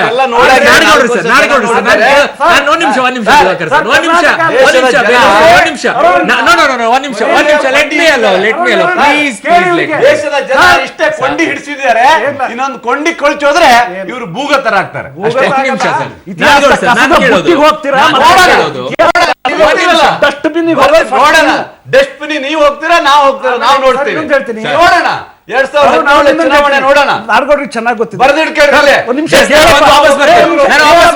ನಾನು ವಾಪಸ್ ಬರ್ತೀನಿ. ನಾಡಗೌಡ ಸರ್, ನಾನು ಮಾತಾಡ್ಸ್ಬೇಕು. ಒಂದು ಎಸ್ ನಾಡಗೌಡ್ರೆ, ನಾನು ಕೇಳಬೇಕಾಗಿರೋದು ಒಂದೇ ಪ್ರಶ್ನೆ. ಈಗ ವೋಟಿಗೋಸ್ಕರ ಮಾಡ್ತಾ ಇದ್ರು ಅದೆಲ್ಲವೂ ಕೂಡ ಬದಿಗೊತ್ತು ಬಿಡೋಣ. ಒಂದು ವೇಳೆ ಇದೇ ಸಿದ್ದರಾಮಯ್ಯನವ್ರ ವಿರುದ್ಧವಾಗಿ ಈ ಲಿಂಗಾಯತರಿಲ್ಲ, ಇವರೆಲ್ಲ ನಮ್ಮನ್ನ ಒಡೆಯಕ್ ನಿಂತಿದ್ದಾರೆ ಅನ್ನೋದು ಏನಾದ್ರೂ ಮನಸ್ಸಲ್ಲಿ ಬಂದು ತಿರುಗಿ ಬಿದ್ಬಿಟ್ರೆ ಏನ್ ಪರಿಸ್ಥಿತಿ ಆಗ್ಬೋದು? ಅಲ್ಲ, ಒಂದು ನಿಮಿಷ. ಲಿಂಗಾಯತ ಧರ್ಮ ಅಥವಾ ವೀರಶೈವ ಧರ್ಮ ಅಥವಾ ವೀರಶೈವ ಲಿಂಗಾಯತ ಧರ್ಮ ಅಂತ ಕೇಳಿದ್ದು ಸಿದ್ದರಾಮಯ್ಯನು ವೀರಶೈವರು ಅಥವಾ ಲಿಂಗಾಯತರು? ವೀರಶೈವ ಲಿಂಗಾಯತ ಇದು ಧರ್ಮ ಒಂದು ನಿಮಿಷ. ಬೇಕು ಅಂತ ಸಿದ್ದರಾಮಯ್ಯ ವೀರಶೈವ ಮಹಾಸಭೆಯಲ್ಲಿ ಕೇಳಿದ್ದು. ನಾನು ಸಿದ್ದರಾಮಯ್ಯನ ಡಿಫೆಂಡ್ ಮಾಡ್ತಾ Exactly. ಇದ್ದೀನಿ. ಸಿದ್ದರಾಮಯ್ಯ ಇದು ನಾನು ಧರ್ಮದ ಬಗ್ಗೆ ನಾ ಮಾತಾಡೋ ನನಗೇನಿಲ್ಲ. Exactly. ನನಗೆ ನಮಗೆ ಮೊದಲು ಹಿಂದೂ ಅಂತ ಬರೀದು ಹಿಂದೂ ಬರಿತೀವಿ, ಆಮೇಲೆ ಹಿಂದೂ ಬರಿಬೇಡ, ನೀವು ನಮ್ಮ ಧರ್ಮನೇ ಬೇರೆ. ಈಗ ಲಿಂಗಾಯತ ಹಿಂದೂ ಧರ್ಮ ಸಿದ್ದರಾಮಯ್ಯ ಹುಟ್ಟಕ್ಕಿಂತ ಮೊದಲೇ ಇದ್ದಾವೆ. ಹೌದು, ಜಗಳ ನಮ್ಮ 40 ವರ್ಷ ಸರ್, ಅದು 1200 ಶತಮಾನ. ಅಲ್ಲ, ಧರ್ಮ ಆಗಬೇಕು ಸಂವಿಧಾನಾತ್ಮಕವಾಗಿ ಎಂದು ಹೋರಾಟ ನಡೆದಿದ್ದು 40 ಇಲ್ಲೇ ನಮ್ಮಲ್ಲಿ ಬಹಳ ತಪ್ಪು ಕಲ್ಪನಾ. ಬಸವಣ್ಣ ಹುಟ್ಟಿ ನನ್ನ ಧರ್ಮ ಮಾಡಂತ ಹೇಳಿಲ್ಲ, Okay. ಜೀಸಸ್ ಕ್ರೈಸ್ತು ನನ್ನ ಧರ್ಮ ಮಾಡಂತ ಹೇಳಿಲ್ಲ, ಅಥವಾ ಮೊಹಮ್ಮದ್ ಪ್ರಾಫೆಟ್ ನನ್ನ ಧರ್ಮ ಮಾಡಂತ ಹೇಳಿಲ್ಲ. ಇವೆಲ್ಲವನ್ನು ಭಗವದ್ಗೀತಾ ಕೊಟ್ಟಿದ್ದು ನನ್ನೊಂದು ಧರ್ಮ ಮಾಡಂತ ಕೊಟ್ಟಿಲ್ಲ. ಇವೆಲ್ಲವನ್ನು ಮಾನವ ಕುಲಕ್ಕೆ ಕೊಟ್ಟಿತ್ತು. ಬಸವಣ್ಣ ವಚನ ಆಗ್ಬೋದು. ರಾಜಕೀಯವಾಗಿ ಬಳಸ್ಕೊಳ್ತಾ ಇದಾರೋ ಇಲ್ಲೋ ಸರ್? ಅಲ್ಲಿ ಕೇಳಿದಾರಲ್ಲ ಸರ್, ಕೇಳಿದ್ರ ಗೌರ್ಮೆಂಟ್ ಏನ್ ಮಾಡ್ಬೇಕು? ಅಲ್ವಾ? ಓಕೆ, ಕೇಳಿದ್ದಾರೆ. ವೀರಶೈವ್ರೆ ಮಹಾಮಂಡಲ. ಈಗ ಮಹಾಸಭಾದವರು ನಮ್ಮ ಪಂಚಮಸಾಲಿ ಲಿಂಗಾಯತ ಅಂತ ಕೇಳ್ತಾರೆ. ಲಿಂಗಾಯತರು ನಮ್ಮ ಸಂಬಂಧ ಇಲ್ಲ. ಸರ್ಕಾರದ ಕೆಲಸ ಏನದ್ರಲ್ಲಿ ಶಿಫಾರಸನ್ನ ಮಾಡೋದು, ಹೌದಾ? ಅದರಲ್ಲಿ ರಾಜ್ಯದಲ್ಲಿರುವಂತಹ 5 ಪ್ರಮುಖ ಸಚಿವರು ಅದಕ್ಕೆ ಪ್ರವಾಸವನ್ನ ಕೈಗೊಳ್ತಾರೆ. ಇದೇನು? ಇದು ರಾಜಕೀಯ ಅಲ್ಲ. ಒಂದ್ ನಿಮಿಷ, ಯಾರ ರಾಜಕೀಯ ಪಕ್ಷಗಳು ರಾಜಕೀಯ ಮಾಡಲ್ಲ? ಈಗ ಬಿಜೆಪಿ ನಾಡಗೌಡ್ರೆ, ಈಗ ನಿಮ್ಗೆ ಧರ್ಮ ಬೇಕು ಅನ್ನೋದಕ್ಕೋಸ್ಕರ ಡಿಫೆಂಡ್ ಮಾಡ್ಕೊಳ್ತೀರಾ, ಡಿಫೆಂಡ್ ಮಾಡ್ಕೊಳ್ತಾ ಇದ್ದೀರಾ. ನಾಡಗೌಡ್ರೆ, ಆದ್ರೆ ಬೇಲೂರು ಗೋಪಾಲ್ ಕೃಷ್ಣ ಅವರೇ, ನೀವು ಲಿಂಗಾಯತ ಧರ್ಮವನ್ನ ವಿರೋಧಿಸ್ತೀರಾ, JDS ನವರು ವಿರೋಧಿಸ್ತಾರ, ಏನಿದು ಸಂಬಂಧ? ನಾನು ಧರ್ಮ ಇದು ಈಗ ಇರುವಂತ ಇದನ್ನು ಒಡೆದು ಬೇರ್ಪಡೆ ಮಾಡಿಸುವಂಥದ್ದು ಬೇಡ ಅಂತ ಅಷ್ಟೇ. ಯಾಕೆ ಅದು ಈಗ ಗೊಂದಲ ಹಚ್ತೀರಿ? ಈಗ ಚುನಾವಣೆ ಸಂದರ್ಭ ನೋಡಿ, ಲಿಂಗಾಯತರು ಇರುವಂತ ಮಿನಿಸ್ಟರ್ಗಷ್ಟು ಅದ್ರ ಬಗ್ಗೆ ಧ್ವನಿ ಎತ್ತಾ ಇದ್ದಾರೆ. ಬೇರೆ ಯಾರು ಎತ್ತಾ ಇದ್ದಾರಾ? ಇಲ್ಲ ಅಲ್ವಾ? ಹೊರಟ್ಟಿ ಅಲ್ಲ, ಇವರು ನಮ್ಮ ರಾಯರೆಡ್ಡಿ ಇರ್ಬೋದು, ಪಾಟೀಲ್ ಇರ್ಬೋದು, ಹೊರಟ್ಟಿಯವರು ಎತ್ತಿರ್ಬೋದು ಇವ್ರ ಪಕ್ಷದಲ್ಲಿ. ಆದ್ರಿಂದ ನಾನು ಹೇಳೋದು, ಈ ಸಂದರ್ಭದಲ್ಲಿ ನೀವು ಯಾಕೆ ಅದನ್ನ ರಾಜಕೀಯ ಮಾಡಕ್ ಕೊಟ್ಟಿದ್ದೀರಿ? ಧರ್ಮವನ್ನು ಒಡೆದು ಯಾಕೆ ಹೋಗ್ತಾ ಇದ್ದೀರಿ? ಬೇಡ, ಒಡೆಯಕ್ಕೆ ಹೋಗ್ಬೇಡಿ, ಸುಮ್ಮನೆ ಯಾಕೆ ಒಂದೇ ಆಗಿ ಕಾಣಿಸ್ತಾ ಇದೆ. ನಾನು ಎರಡು ಸ್ಟ್ಯಾಂಡ್ ಒಂದೇ. ಇಲ್ಲ, ನಮ್ಮ ನಾನು stand ರಮೇಶ್ ಬಾಬು ನಿಮ್ಮ ಹತ್ರ ಕೇಳ್ತಾ ಇದ್ದೀನಿ. ಅವ್ರದ್ದೇನೋ ಗೊತ್ತಿಲ್ಲ. ಕುಮಾರಸ್ವಾಮಿ ಅವರು ಇದಕ್ಕೆ ವಿರೋಧವನ್ನ ಮಾಡ್ತಾ ಇದ್ದಾರೆ. ಈ ರೀತಿ ಒಡೆಯುವ ಕೆಲಸ ಮಾಡಬೇಡಿ ಅಂತ ಹೇಳಿ ಸ್ಪಷ್ಟವಾಗಿ ಹೇಳ್ತಾರೆ. ಆದ್ರೆ ಎಲ್ಲೋ ಒಂದ್ ಕಡೆ ಚರ್ಚೆ ಆಗ್ತಾ ಇರೋದು ಇನ್ನೊಂದು ವಿಷಯ, ದೇವೇಗೌಡರು ಪ್ರಧಾನಿ ನರೇಂದ್ರ ಮೋದಿ ಜೊತೆಗೆ ಆತ್ಮೀಯತೆ ತುಂಬಾ ಹೆಚ್ಚಾಗ್ತಾ ಇದೆ ಅನ್ನೋ ಚರ್ಚೆ ಕೂಡ ಇನ್ನೊಂದು ಕಡೆ ನಡೀತಾ ಇದೆ. ಇಲ್ಲಿ ಇವರೆರಡೂ ಕೂಡ ಒಂದೇ ಸ್ಟೇಟಸ್ ಒಂದೇ ಸ್ಟ್ಯಾಂಡ್ ಅಲ್ಲಿ ಇರ್ತಾ ಇರೋದು, ಅಲ್ಲಿ ಆತ್ಮೀಯತೆ ಹೆಚ್ಚಾಗ್ತಾ ಇದೆ ಅನ್ನೋ ಮಾತುಗಳು, ಏನಿದ್ರ ಅರ್ಥ? ಮೋದಿಯವ್ರ ಜೊತೆ ದೇವೇಗೌಡರು ವಿಶ್ವಾಸವಾಗಿದ್ದಾರೆ ಅಥವಾ ಚೆನ್ನಾಗಿದೆ ಅನ್ನೋದು ಅದು ಒಂದು ಕಡೆ ಇರಲಿ. ಅದು ಈ ಸಂದರ್ಭ ಅಲ್ಲ ಚರ್ಚೆ ಮಾಡೋದಕ್ಕೆ. ಬೇರೆ ಸಂದರ್ಭ ನನ್ನ ಅಭಿಪ್ರಾಯ ಇಲ್ಲ, ಚರ್ಚೆ ನಡೀತಾ ಇದೆ ಆ ರೀತಿಯಾಗಿ. ಧರ್ಮದ ವಿಷಯ ಬಹಳ ಪ್ರಮುಖ ಇದೆ. ನಾವು ಕುಮಾರಸ್ವಾಮಿ ಹೇಳಿದಂಥ ಅಭಿಪ್ರಾಯ ಕಾಂಟೆಕ್ಸ್ಟ್ ಬೇರೆ, ನಮ್ಮದು ಬಹಳ ಸ್ಪಷ್ಟ ಇದೆ. ವೀರಶೈವ ಅಥವಾ ಲಿಂಗಾಯತ ಧರ್ಮ ಮಾಡೋದಕ್ಕೆ ನಾವು ವಿರೋಧ ಇಲ್ಲ. ಸರ್ಕಾರ ಗೊಂದಲ ಉಂಟು ಮಾಡ್ತಾ ಇದೆ ಬಿಟ್ರೆ ವೀರಶೈವ ಮಹಾಸಭಾದವರು ಅದನ್ನ ಧರ್ಮ ಅಂತ ಘೋಷಣೆ ಮಾಡಬೇಕಂತ ಕೇಳಿದ್ದಾರೆ. ಕಾರಣ ಇಷ್ಟೇ, ವೀರಶೈವ ಅಂತಾರ ಕರೀ, ನೀವು ಲಿಂಗಾಯತ ಧರ್ಮ ಅಂತಾರ. ರಾಜಕೀಯ ಪ್ರಶ್ನೆ ಅಲ್ಲ. ಇಲ್ಲಿ ಏನಾಗಿದೆ, ಆ ಸಮುದಾಯಕ್ಕೆ ಧರ್ಮದ ಸ್ಟೇಟಸ್ ಸಿಕ್ಕಿದಾಗ ಆ ಸಮುದಾಯದಲ್ಲಿ ಯಾರು ಕೆಳವರ್ಗದವರು ಇದ್ದಾರೆ ಅವ್ರಿಗೆ ಕೆಲವೊಂದು ಸವಲತ್ತುಗಳು ಸಿಗುತ್ತೆ. ಆ ಕಾರಣಕ್ಕೆ ಡಿಮ್ಯಾಂಡ್ ಇದೆ. ಇವರು ರಾಜಕೀಯ ಕಾರಣಕ್ಕೆ ಕಾಂಗ್ರೆಸ್ ಇದನ್ನು ಬಳಕೆ ಮಾಡ್ತಾ ಇದೆ ಅನ್ನೋದು ಒಂದು ಆರೋಪ. ಅದನ್ನು ಹೊರತುಪಡಿಸಿ ಸಹ ಅದಕ್ಕೆ ಅವ್ರಿಗೆ ಧರ್ಮ ಸ್ಟೇಟಸ್ ಬೇಕು ಅಂತ ಹೇಳೋಂಥವ್ರು ನಾವು, ನಮ್ದು ವಿರೋಧ ಇಲ್ಲ. ಪ್ರಶ್ನೆ ಇರ್ತಕ್ಕಂಥದ್ದು ಈ ಸಂದರ್ಭದಲ್ಲಿ ಅದನ್ನ ಅವರಲ್ಲಿ ಗುಂಪಾರಿಕೆ ಮಾಡೋದಕ್ಕೆ ಪ್ರಯತ್ನ. ಒಂದ್ ನಿಮಿಷ ಸರ್, ಬಹಳ ಕಲ್ಪನೆಕ್ಕೆ ಎಲ್ಲೇ ಈಗ ಫಾರ್ ಎಕ್ಸಾಂಪಲ್ ಮುಸ್ಲಿಮ್ಸ್ಗೆ ಕಾಶ್ಮೀರದಲ್ಲಿ ಮೈನಾರಿಟಿ ಸ್ಟೇಟಸ್ ಇಲ್ಲ. ಅವ್ರಿಗೆ ಎಲ್ಲಿ ಸಮಾಜ ಜಾಸ್ತಿ ಇರುತ್ತೆ ಅದ್ರಲ್ಲಿ ಮೈನಾರಿಟಿ ಸ್ಟೇಟಸ್ ಸಿಗಲ್ಲ. ಇದು ಧರ್ಮ, ನಮ್ಮ ಧರ್ಮ ಬೇರೆ ಅನ್ನುವಂಥದ್ದೇ ಅವ್ರ ಹೋರಾಟ. ನಾನ್ ಕೇಳುವಂತ ಪ್ರಶ್ನೆ, ಲಿಂಗಾಯತ ಇವನ್ನೆಲ್ಲ ಕೂಡ ಬದಿಗೊತ್ತೆ, ಅದು ವೋಟ್ ರಾಜಕೀಯವಾಗಿ ಬಳಸ್ಕೊಳ್ತಾರೆ, ತಿರುಗಿ ಬಿದ್ರೆ ಇನ್ನೇನಾಗುತ್ತೆ, ಅವೆಲ್ಲವೂ ಕೂಡ ಚುನಾವಣೆ ಸಂದರ್ಭದಲ್ಲಿ ನೋಡೋಣ. ಬಟ್ ಈಗ ಬಿಜೆಪಿ ಬಿಹಾರದಲ್ಲಿ ಬಳಸಿರೋದು IT, ಇನ್ನೊಂದ್ ಕಡೆ CBI, ಇವೆರಡೂ ಕೂಡ ತಂತ್ರವನ್ನ ಬಳಸ್ಕೊಂಡು ರಾಜಕೀಯವಾಗಿ ಏನೆಲ್ಲ ಮಾಡಬೇಕು ಎಲ್ಲ ಮಾಡಿದೆ. ಅದೇ ರೀತಿಯಾಗಿ ಕರ್ನಾಟಕದಲ್ಲಿ ಗೋವಿಂದರಾಜು ಅವರ ಡೈರಿಯನ್ನ ತಗೊಂಡು ಏನಾದ್ರೂ ವರ್ಕೌಟ್ ಮಾಡ್ತಾರ, ಏನಾದ್ರೂ ಆಗತ್ತಾ? ನೋಡಿ, ಹಿಂದೆ BJP ವಿರೋಧ ಪಕ್ಷದಲ್ಲಿದ್ದಾಗ ಇದೇ CBIಗೆ ಕಾಂಗ್ರೆಸ್ ಬ್ಯೂರೋ ಆಫ್ ಇನ್ವೆಸ್ಟಿಗೇಷನ್ ಅಂತ ಆಪಾದನೆ ಮಾಡ್ತಾ ಇದ್ರು. Congress bureau of investigation CBI ದುರುಪಯೋಗ ಆಗ್ತಾ ಇದೆ ಅಂತ. ಇವತ್ತು ಬಿಹಾರದಲ್ಲಿ ಏನು ಮಾಡ್ತಾ ಇದ್ದಾರೆ, ಅಥವಾ CBI ಸ್ವತಂತ್ರವಾಗಿ ಕಾರ್ಯನಿರ್ವಹಣೆ ಮಾಡತಕ್ಕಂಥ ಸ್ವಾತಂತ್ರ್ಯವನ್ನು ಅವರಿಗೆ ಕೊಡಬೇಕು, ಅದು ಯಾವುದೇ ಸರ್ಕಾರ ಇದ್ರು ಎಂಬುದು ನಮ್ಮ ಸ್ಪಷ್ಟ ಅಭಿಪ್ರಾಯ. CBI ವ್ಯವಹಾರಗಳಲ್ಲಿ CBI ಮತ್ತು ITಯನ್ನು ಈ ಥರ ರಾಜಕೀಯ ವಿರೋಧಿಗಳ ಮೇಲೆ ದಾಳವನ್ನಾಗಿ ಉಪಯೋಗಿಸ್ಕೊಳ್ಬಾರ್ದು ಎಂಬತಕ್ಕಂಥದ್ದು ನಮ್ಮ ಪಕ್ಷದ ಸ್ಪಷ್ಟ ಅಭಿಪ್ರಾಯ. ಆದರೆ ಕಾಂಗ್ರೆಸ್ ಪ್ಲೀಸ್ ಅಲ್ಲ, ಹಿಂದೆ ಅವ್ರು ಹೇಳ್ತಾ ಇದ್ರು, ಇವತ್ತು ಆ ಸರ್ಕಾರ ಏನ್ ಮಾಡ್ತದೆ, ಅದನ್ನೇ ನಾವು ಹೇಳೋದು, ಭೂತದ ಬಾಯಲ್ಲಿ ಭಗವದ್ಗೀತೆ ಅಂತ. ಇವರು ಹಿಂದೆ ಇದ್ದಾಗ CBI ಬಗ್ಗೆ ಹೇಳಿದ CBI ಹೋಲಿಕವು ಆಗ್ಬಿಡ್ತಾ. ಚುನಾವಣೆ ಪೂರ್ವದಲ್ಲಿ ನಂದನ್ ನಿಲೇಕಣಿ ಚುನಾವಣೆಗೆ ನಿಂತಾಗ ಆಧಾರ್ ಯೂಸ್ಲೆಸ್, ಆಧಾರ್ ನಾವು ಬಂದ ತಕ್ಷಣ ಸ್ಕ್ರಾಪ್ ಮಾಡ್ತೇವೆ ಅಂತ ಹೇಳಿ ಬೆಂಗಳೂರು ದಕ್ಷಿಣದಲ್ಲಿ ಭಾಷಣ ಮಾಡಿದ್ರು. ಅನೇಕಲ್ಲಿ ಇದೇ ನರೇಂದ್ರ ಮೋದಿ ಆಧಾರ್ ಬಗ್ಗೆ.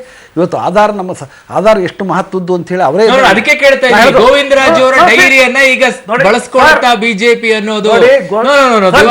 ಗೋವಿಂದರಾಜ್ ಅವರ ಡೈರಿ ಅದು ಸೃಷ್ಟಿತವಾಗಿರ್ತಕ್ಕಂಥ ಒಂದು ದಾಖಲೆ. ಇಲ್ಲಿವರೆಗೆ ಅದು ಜನಕ್ಕೆ ಇನ್ನೂ ಕನ್ಫರ್ಮ್ ಆಗಿಲ್ಲ.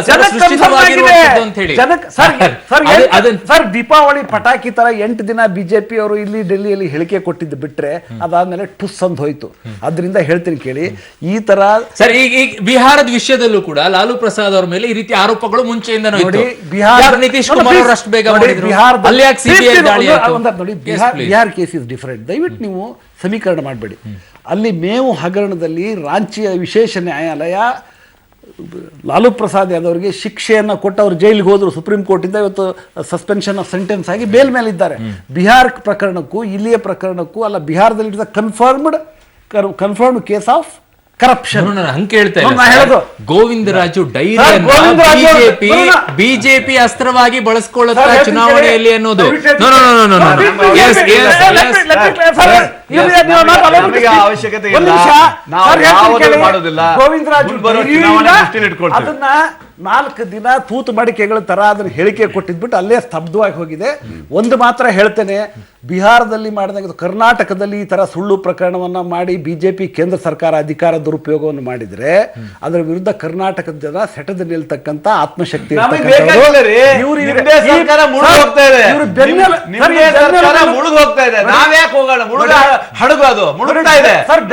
ಬೇಕಾಗಿಲ್ಲ. ಸರ್ ನಾವು ಚುನಾವಣೆ ರಾಜಕೀಯ ಶಕ್ತಿ ಇಲ್ಲ ಚುನಾವಣೆ ಇಲ್ಲದೆ ಹೋಗ್ತೀವಿ. ಬೆನ್ನೆಲುಬಿಲ್ಲ. ನಮ್ಗೆ ಆ ಥರ ಅವಶ್ಯಕತೆ ಇಲ್ಲ. ಸಿದ್ದರಾಮಯ್ಯನವರು ಇದ್ದ ನೋಡಿ, ರಾಜಕೀಯ ಹೋರಾಟ ಯಾರಕ್ಕೂ ಮಾಡೋ ಶಕ್ತಿ ಇಲ್ಲಿಗೂ ಇಲ್ಲದೆ ಇರೋದ್ರಿಂದ ವ್ಯತ್ಯಾಸ ಇದೆ. ಈ ಅದರಿಂದ ಸರ್ ಅಸಹಾಯಕರ ಆಕ್ರಂದನ ತರ ಅವ್ರದ್ದಿದೆ. ಅದರಿಂದ ಆ CBI ಅನ್ನ ಬಳಸ್ತಕ್ಕಂಥ ಇಲ್ಲಿ ಸತ್ಯಾಂಶಗಳು ಇಲ್ಲ, ಆ ಶಕ್ತಿನೂ ಅವ್ರಿಗಿಲ್ಲ.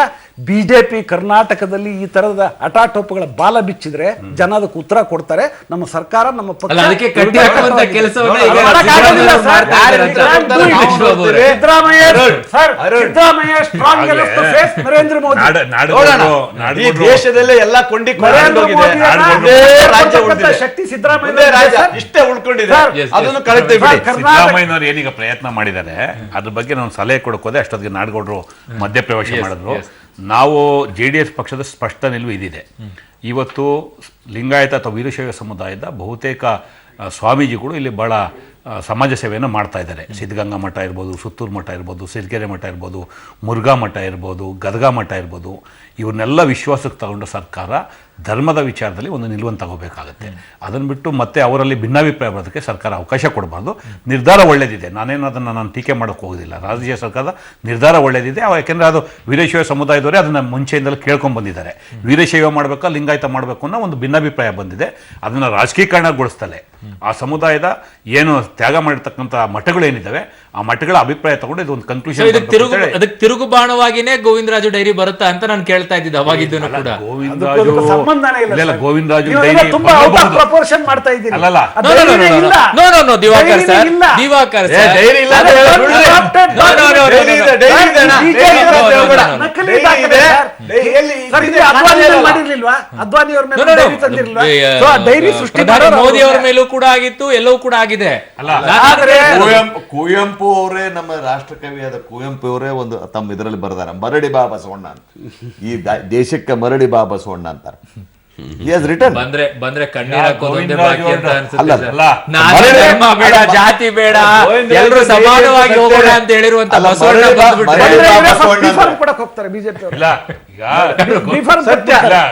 ಬೆಳಗ್ಗೆ ಸರ್, ಬಿ ಫಾರ್ಮ್ ಅವ್ರು ಹೇಳ್ತಾ ಇದಾರೆ, ಒಪ್ಕೋತೀನಿ ನಾನು. ಸರ್, ಬಸವಣ್ಣ ಡೈರಿ ಹೇಳಿದ್ದು ಒಪ್ಕೋತೀನಿ. ಬಿಜೆಪಿ ಅಲ್ಲಿ ಕಾಂಗ್ರೆಸ್ ಅಲ್ಲ, ಡೈರಿ, ನಮ್ ಗೋಪಾಲ್ ಕೃಷ್ಣ ಯಾಕಂದ್ರೆ ಯಡಿಯೂರಪ್ಪ, ಅನಂತ್ ಕುಮಾರ್ ಗೋವಿಂದರಾಜು ಮಾತಾಡಿದ್ರು ಡೈರಿನೂ ಎಲ್ಲ. ಬರಬೇಕು, ಲೇಯರ್ ಸಿಂಗ್ ಡೈರಿನೂ ಬರಬೇಕು. ಬರ್ಲಿ ಬಿಡಿ. ಆಚೆ ಬರುತ್ತೆ. ಇದ್ರ ಬಗ್ಗೆ ಚರ್ಚೆನ ಮಾಡ್ತೀವಿ. ಇದ್ರ ಬಗ್ಗೆ ಚರ್ಚೆನ ಮಾಡ್ತೀವಿ. ಡೈರಿಗಳೆಲ್ಲ ಕೂಡ ಹೊರಗಡೆ ಬರಬೇಕು ಅಂತ ಹೇಳಿ. Suitcase, diary, ಚುನಾವಣೆ ಯಾವ್ಯಾವ- ಸಂದರ್ಭದಲ್ಲಿ ಯಾವೆಲ್ಲ ಡೈರಿಗಳು ಬರುತ್ತೋ, ಇನ್ಯಾವ್ಯಾವ ಡೈರಿಗಳು ಕಾಣಿಸ್ಕೊಳ್ಳೋದು ಬಾಕಿ ಇದೆಯೋ, ಇನ್ನೇನೇನಾದಂತ ಚಾಣಾಕ್ಷತನವನ್ನ ಇದ್ರಲ್ಲಿ ಬಳಸ್ತಾರೋ ಸೃಷ್ಟಿತ ಗೊತ್ತಿಲ್ಲ. ಡೈರಿಗಳು ಚರ್ಚೆನ ಬರ್ಲಿ. ಮಾಡ್ತೀವಿ. ಈ ಡೈರಿಗಳ ವಿಷಯದಲ್ಲಿ ಬಂತಲ್ವಾ, ಚುನಾವಣೆ ಸಂದರ್ಭದಲ್ಲಿ ಇನ್ನೇನೇನೋ ಹೊರಗಡೆ ಬರುತ್ತಾ ಅಂತ. ಸರ್, ರಾಜಕೀಯದಲ್ಲಿ ನಾವು ನೋಡಿವಿ 30-40 ಬಂದೇ ಬರುತ್ತೆ. ನಾವೆಲ್ಲ 62ರಿಂದ ನಾ ರಾಜಕಾರಣದಲ್ಲಿ, ನಾನು 10 ವರ್ಷದಿಂದ ಈ ಚೀಫ್ ಮಿನಿಸ್ಟರ್ ಚೇಂಬರ್ನಾಗ ಅಡ್ಡಾಡ್ದವ. ನಾನು ರಾಜಕಾರಣ 10 ವರ್ಷ ಇದ್ದಾನೆ. ನಿಜಲಿಂಗಪ್ಪನವ್ರ ಚೇಂಬರು, ಜತ್ತಿ, ಕಂಟಿ, ವೀರೇಂದ್ರ ಪಾಟೀಲ, ಇವೆಲ್ಲ ಇದನ್ನು ನೋಡಿದ್ವಿ. ರಾಜಕಾರಣದಲ್ಲಿ ಆ ರಾಜಕೀಯ ಪಕ್ಷಗಳು ಏನೇನು ಉಪಯೋಗ ಮಾಡಬೇಕು, ಜನರಿಗೆ ಡ್ಯಾಮೇಜ್ ಮಾಡಿ. ನನಗೆ ಏನು ದುಃಖ ಆಗುತ್ತೆ, ಪೊಲಿಟಿಕಲ್ ಸಿಸ್ಟಮು, ಡೆಮಾಕ್ರಸಿ ನಾವು 60-70 ವರ್ಷ ಬಂದಮೇಲೆ ರಾಜಕಾರಣ ಸುಧಾರಣೆ ಆಗಬೇಕಾಗಿತ್ತು. Political system, individual. ನನಗೆ ಇವ್ರು ಹೇಳ್ತಿದ್ರು, ಯಾರಂದ್ರೆ ನಮ್ಮ ಗೋರ್ಪಡೆ ಅವರು, ನಮ್ಮಲ್ಲಿ ಇಲೆಕ್ಷನ್ ಆಗ್ತಾವೆ, ರಾಜಕಾರಣ ಆಗ್ತಾವೆ, ಏನೂ ಬದಲಾವಣೆ ಆಗಿಲ್ಲ. ಯಾವಾಗ ನಾವು 30 ವರ್ಷದಿಂದ ಏನು ಪ್ರಶ್ನೆ ಕೇಳಿದ್ವಿ ಅದೇ ಪ್ರಶ್ನೆ ಇವತ್ತು ನಾವು ಬರೋದು ಯಾರ್ದ ಕಾಪಿ ಮಾಡಿ ಕೇಳುವಂಥ ಒಂದು ರಾಜಕೀಯ ವ್ಯವಸ್ಥೆ ಅಂತ ಅರ್ಥ. ಇದು ಬದಲಾವಣೆ ಆಗ್ಬೇಕು. ಯಾಕಂದ್ರೆ ನನಗೆ I am more interested in country. Modi 10 ವರ್ಷ ಪ್ರಧಾನಮಂತ್ರಿ ಆಗ್ತಾರೋ, ಮತ್ತೊಬ್ಬರು ಆಗ್ತಾರೋ, ಈ ಪಾರ್ಟಿ ಯಾರುತ್ತೋ ಅದ್ರ ಇಂಪಾರ್ಟೆಂಟ್ ಅಲ್ಲ. ಒಂದು ಪೊಲಿಟಿಕಲ್ ಸಿಸ್ಟಮ್ ಬದಲಾವಣೆ ಆಗ್ಲಿಕ್ಕೆ ಜನರ ಪರಿಸ್ಥಿತಿ ಏನು. ನಾವು ಬೇರೆ ದೇಶದಲ್ಲಿ ಹೋಗ್ತೀವಿ, ಬೇರೆ ದೇಶದಲ್ಲಿ ಈ ರೀತಿ ಏನೂ ನಡೆಯಲ್ಲ. ಪೊಲಿಟಿಕಲ್ ಸಿಸ್ಟಮ್ 4 ವರ್ಷಕ್ಕೆ ಒಂದು ಇಲೆಕ್ಷನ್ ಆಗುತ್ತೆ, ಗೌರ್ಮೆಂಟ್ ಬರುತ್ತೆ, ಮತ್ತೊಬ್ಬ ಅಧಿಕಾರ ಬರ್ತಾನೆ. ಈ ರೀತಿ ಮಡ್ಸ್ಲಿಂಗಿಂಗ್ ನಡೆಯಲ್ಲ. ಇದು ಪೂರಾ ಒಂದು ವ್ಯವಸ್ಥೆನೇ ಹಾಳಾಗ್ತಾ ಇದೆ. ಓಕೆ, ಬೇಲೂರು ಸರ್, ಯಾವ ವ್ಯೂಹವನ್ನು ರಚನೆ ಮಾಡೋಕೆ ತಯಾರಾಗಿ ಕೂತಿದ್ದೀರಾ ಅಂತ? ಖಂಡಿತ ಅರುಣ್ ಹೇಳ್ತಾ ಇದ್ದೀವಿ. ಕರ್ನಾಟಕ ರಾಜ್ಯದ ಮೇಲೆ ಯಾವುದೇ ವ್ಯೂಹವನ್ನು ಮಾಡೋದಿಲ್ಲ ನಾವು. ಖಂಡಿತ ಹೇಳ್ತಾ ಇದ್ದೀವಿ. ಬಿಹಾರದಲ್ಲಿ ಆಗಿರೋದಕ್ಕೂ ಇಲ್ಲಿಗೂ ಸಂಬಂಧ ಇಲ್ಲ. ಬಿಹಾರದಲ್ಲಿ ಬಿಹಾರ ಅಲ್ಲ ಸರ್, ಬೇರೆ ರಾಜ್ಯಗಳಲ್ಲಿ ಒಂದಿಷ್ಟು ತಂತ್ರಗಳಿರ್ಬೋದು, ರಾಜಕೀಯ ತಂತ್ರಗಳು, ಚಾಣಾಕ್ಷತನ ಇರ್ಬೋದು. ರಾಜಕೀಯ ಕುತಂತ್ರಕ್ಕಿಂತ ರಾಜಕೀಯ ಚಾಣಕ್ಯತನ ಮಾಡ್ತಾ ಇದ್ದೀವಿ ನಾವು, ಇಲ್ಲ ಅಂತೆಲ್ಲ. ನಾನು ಕುತಂತ್ರ ಬಳಸಲೇ ಇಲ್ಲ. ಕುತಂತ್ರ ಇಲ್ಲ, ಯಾಕಂದ್ರೆ ಅದು ನಮ್ಮ ಅಮಿತ್ ಶಾ ಅವರು ಮಾಡ್ತಾ ಇದ್ದಾರೆ. ಈಗಾಗಲೇ ನಾವು ಏನು ಮಾಡಬೇಕು, ಕರ್ನಾಟಕ ರಾಜ್ಯದಲ್ಲಿ ಏನಾಗಬೇಕು ಎಲ್ಲ ಇದನ್ನು ಬತ್ತಳಿಕೆಯನ್ನು ಬಿಡ್ತಾನೆ ಇದ್ದೀವಿ. ಈಗ ಮುಂದಿನ ದಿನದಲ್ಲಿ ನೋಡ್ತೀವಿ. ಕಾಂಗ್ರೆಸ್ ಸರ್ಕಾರ ಆಡಳಿತ ಇನ್ನೂ ಇರ್ಬೇಕು ಹಂಗಿದ್ರೆ ಕಾಂಗ್ರೆಸ್ನವರು. ಅಲ್ಲ, ನಾವು ಅವರು ಯಾವುದೇ ತೊಂದರೆ ಕೊಡೋಕೆ ಯಾವುದಕ್ಕೂ ಹೋಗೋದಿಲ್ಲ. ಅವ್ರು ಆಡಳಿತ ತಾವು ಮುಕ್ತಾಯ ಮಾಡೋರೆ ಕಾಯ್ತಾ ಇದ್ದೀವಿ, ಚುನಾವಣೆ ಕಾಯ್ತಾ ಇದ್ದೀವಿ ಬಿಟ್ಟರೆ ಬೇರೆ ಉದ್ದೇಶ ಇಲ್ಲ. ಯಾಕಂದ್ರೆ ಕಾಂಗ್ರೆಸ್ ಸರ್ಕಾರದ ಇವತ್ತಿನ ವೈಫಲ್ಯತೆಗಳನ್ನೇ ನಾವು ಇಟ್ಕೊಂಡು ಹೋಗ್ತೀವಿ, ಮತ್ತೆ ಏನು ಬೇಕಾಗಿಲ್ಲ. ಸಿದ್ದರಾಮಯ್ಯ ಪಟೇಲ್ರು ಇದ್ರೆ ಭಾಷಣ ಮಾಡ್ತಾ ಹೇಳಿದ್ರು, ಅದು ಬೇರೆ ನೀವೇನಿದ್ರೆ ಈ ರಾಜ್ಯದಲ್ಲಿ ಬೇರೆ ಮುಖಂಡರು ಅವ್ರ ಮುಖಂಡರು ಬೆಳೆಸಲ್ಲ, ಬೇರೆ ಮುಖಂಡರು ಕರ್ಕೊಂಡು ರಾಜಕಾರಣ ಮಾಡ್ತೀವಿ ಅಂತ ಅವ್ರು ಜಗದೀಶ್ ಶೆಟ್ಟರ್ ಹೇಳಿದಾರೆ, ನಂದಲ್ಲ. ಸೊ ಅಂದ್ರೆ ಎಲ್ಲೆಲ್ಲೋ ಬದಲಾವಣೆ ಆಗೋದಿದೆ ಹಂಗಿದ್ರೆ ರಮೇಶ್ ಬಾಬು ಸರ್, ಅದು ಆಮೇಲೆ ಎಲ್ಲ ಮಾತುಗಳನ್ನ ಕೇಳ್ತಾ ಇದ್ರೆ ಇಲ್ಲಿಂದ ಅಲ್ಲಿಂದ ಇಲ್ಲಿ ನಡೆಯುತ್ತೆ, ಇನ್ನು ಶುರು ಆಗುತ್ತೆ. ಬದಲಾವಣೆ ಯಾವುದಿಲ್ಲ. ಮುಂದಿನ ಇದರಲ್ಲಿ ದಿಕ್ಸೂಜಿ ಬಿಜೆಪಿ ಪರವಾಗಿದೆ, ಜನರು ಇದ್ದಾರೆ, ನಮ್ಗೆ ಗೊತ್ತಿದೆ ಏನ್ ನೋಡ್ಬೇಕು ಸರ್. ಎಷ್ಟು ಬೇಗ ಹೆಂಗ್ ಹೇಳಕ್ಕಾಗತ್ತೆ, ಒಳ್ಳೆ ಕತೆ ಆಯ್ತಲ್ಲ ನಿಮ್ಗೆ. ಅಲ್ಲ ಸರ್, ಜನ ನಿರೀಕ್ಷೆಯಲ್ಲಿದ್ದಾರೆ, ಅದೇ ನೀವ್ ಹೇಳ್ಬಿಡ್ತೀರಾ, ಸಾಧನೆಗಳು ನೋಡಿದ್ದಾರೆ. ಈ ದೇಶದಲ್ಲಿ ಕಳಿಸಿ ಹೋಗಿದೆ ಕಾಂಗ್ರೆಸ್ನ ಒಂದೇ ಒಂದು ಕೊಂಡಿ ಇಲ್ಲಿ ಉಳ್ಕೊಂಡಿದೆ ಅಷ್ಟೇ. ಒಂದು ಕರ್ನಾಟಕದಲ್ಲಿರ್ತಕ್ಕಂಥ ರಾಜಕೀಯ ಪರಿಸ್ಥಿತಿ ಬೇರೆ, ಇಲ್ಲಿ ತ್ರಿಕೋನ ಸ್ಪರ್ಧೆನೇ ಇದೆ, ಅದೇನು ಪ್ರಶ್ನೆ ಇಲ್ಲ. ನಾವೇನೇ ಟೀಕೆ ಟಿಪ್ಪಣಿ ಇದ್ದರೂ ಸಹ ಮೂರು ಪಕ್ಷಗಳಾದ ಒಂದು ಹೋರಾಟ ಇದೆ, ಕಾಂಗ್ರೆಸ್ಸು BJP JDS ನಡೀತಾ ಇರ್ತಕ್ಕಂಥ ಹೋರಾಟ. ಗೋಪಾಲಕೃಷ್ಣ ಅವರು ಹೇಳಿದಂಗೆ ಒಂದು ಸರ್ಕಾರದ ವೈಫಲ್ಯಗಳನ್ನ ಜನಕ್ಕೆ ಕೊಡುವಂಥದ್ದು, ಎರಡನೇದು ಆಯಾ ಪಕ್ಷಗಳು ಬಂದರೆ ಏನು ಮಾಡ್ತಾರೆ ಅಥವಾ ಏನು ಮಾಡ್ಬೋದು ಅನ್ನೋ ಒಂದು ಚಿತ್ರಣವನ್ನು ರಾಜ್ಯಕ್ಕೆ ಕೊಡುವಂಥ ಪ್ರಯತ್ನದಲ್ಲಿ ಇವತ್ತು ಚುನಾವಣೆ ಆಗುತ್ತೆ. ಬಹುತೇಕ ಆ್ಯಂಟಿ ಇನ್ಕಂಬೆನ್ಸಿ ವಿಚಾರದಲ್ಲಿ ಇವತ್ತು ಈಗ ಸರ್ಕಾರದಲ್ಲಿ ಏನೇನು ವೈಫಲ್ಯಗಳಿದೆ ಅದನ್ನು ತೋರಿಸ್ಬೇಕಾಗುತ್ತೆ. ಈಗಾಗಲೇ ನಮ್ಮ ಕುಮಾರಸ್ವಾಮಿ ಅವರು ನಮ್ಮ ಪಕ್ಷದ ಕೆಲವು ಸಿದ್ಧಾಂತಗಳನ್ನ ಬಿಚ್ಚಿಟ್ಟಿದ್ದಾರೆ. ಒಂದು ಭಾಳ ಪ್ರಮುಖವಾಗಿ ಸಾಲ ಮನ್ನಾ ಮಾಡುವಂಥ ವಿಚಾರ. ಇವತ್ತು ಸಂಪೂರ್ಣವಾದಂಥ ಸಾಲ ಮನ್ನಾ ಮಾಡೋ ವಿಚಾರದಲ್ಲಿ ಕಾಂಗ್ರೆಸ್ ಸರ್ಕಾರ ತೀರ್ಮಾನ ತಗೊಳ್ಳಿಲ್ಲ. ಸಹಕಾರ ಸಂಘದಲ್ಲಿರ್ತಕ್ಕಂಥ ಸಾಲಗಳು ಅಂತ ಹೇಳಿದರೆ ಅದು ಸಹ ಪೂರ್ಣ ಮಟ್ಟದಲ್ಲಿ ಆಗ್ತಾ ಇದೆ. ಒಂದು 4,000 ಕೋಟಿ ರೂಪಾಯಿ ಮಾತ್ರ ರೈತರಿಗೆ ಲಾಭ ಸಿಗ್ತಾ ಇದೆ. ಅದನ್ನು ಬಿಟ್ಟರೆ ಹಿರಿಯ ನಾಗರಿಕರಿಗೆ ಒಂದು ಪೆನ್ಷನ್ ಕೊಡುವಂಥ ವಿಚಾರ ಇರ್ಬೋದು, ಮಹಿಳೆಯರಿಗೆ ಗರ್ಭಿಣಿ ಸ್ತ್ರೀಯರಿಗೆ ಒಂದು ಪೆನ್ಷನ್ ಕೊಡುವಂಥ ವಿಚಾರ ಇರ್ಬೋದು. ಅದನ್ನ ಮುಚ್ಚಿ ಹಾಕೋಸ್ಕರ ನೀವೆಲ್ಲ ತಂತ್ರಗಳ ಧ್ವಜ ಇಲ್ಲ, ನಮ್ಮ Govindaraju dairy, layer Singh dairy ಅವೆಲ್ಲ ಇಶ್ಯೂಸೇ ಅಲ್ಲ. ಜನಕ್ಕೆ ಕರ್ನಾಟಕದಲ್ಲಿರ್ತಕ್ಕಂಥ ಇಶ್ಯೂಸೇ ಬೇರೆ.